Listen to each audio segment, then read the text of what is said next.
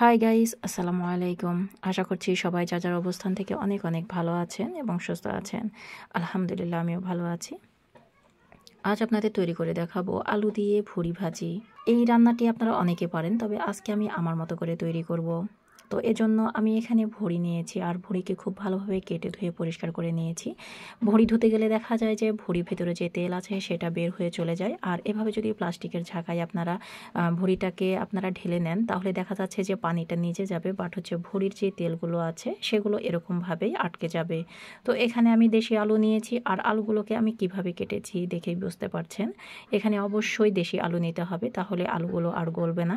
তো একটা pressure cooker নিয়েছি, আর প্রেশার কুকারে আমি আলু আর ভুড়ি সবগুলো আমি উপকরণ দিয়ে দিচ্ছি পেঁয়াজ এবং মরিচ কুচি। এখানে পেঁয়াজের পরিমাণ অবশ্যই একটু বেশি দিতে হবে। দিচ্ছি প্রয়োজনীয় সব মশলা। নিয়েছি 2টি তেজপাতা, 5 থেকে 6টি সাদা এলাচ, 1টি কালো এলাচ, 3 টুকরা দারুচিনি, হাফ চা চামচ গোলমরিচ এবং 6 থেকে 7টি লবঙ্গ। দিচ্ছি লবণ 2 চা চামচ উঁচু করে। সেই সাথে দিয়ে দিচ্ছি 2 চা চামচ হলুদ গুঁড়া, 1 চা চামচ ধনিয়া গুঁড়া, 2 চা চামচ শুকনো মরিচের গুঁড়া এবং 2 চা চামচ উঁচু করে বাটা মশলা। এখন দিয়ে দিব পরিমাণ মতো তেল। আমি খুব বেশি তেল ব্যবহার করব না, কারণ অলরেডি ভুড়িতে অনেক তেল আছে।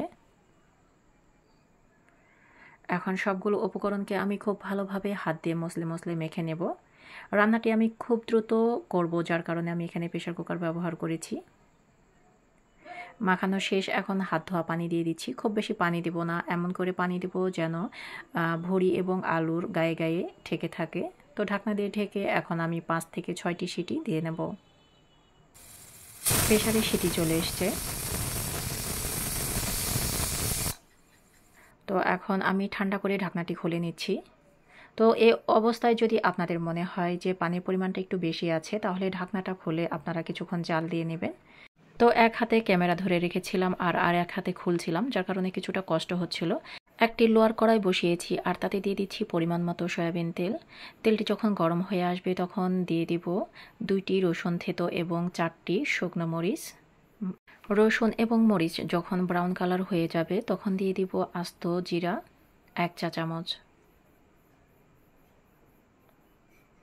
এ পর্যায়ে আস্ত জিরা ব্যবহার করলে খুব সুন্দর একটা স্মেল পাওয়া যাবে এবং ভুড়িটা খেতেও অনেক সুন্দর লাগবে। যারা এখনও লাইক দেননি বা লাইক দিতে ভুলে গেছেন, প্লিজ কষ্ট করে একটা লাইক দিয়ে পুরো ভিডিও জুড়ে থাকবেন। তো এখন আমি ঢেলে দিচ্ছি ভুড়ি এবং আলু। বেশ কিছু সময় নিয়ে আমি এটাকে ভেজে নেব। এটাকে ভাজতে ভাজতে একেবারে কালো করে ফেলবো। ভুড়ি রান্নায় সাধারণত লোহার কড়াই ব্যবহার করলে এটার কালার অনেকটা সুন্দর আসে। দিচ্ছি হাফ চা চামচ ভাজা জিরার গুঁড়া। আমি ভাজা জিরার গুঁড়াটিকে আমি তরকারির সঙ্গে খুব ভালোভাবে মাখিয়ে নিচ্ছি।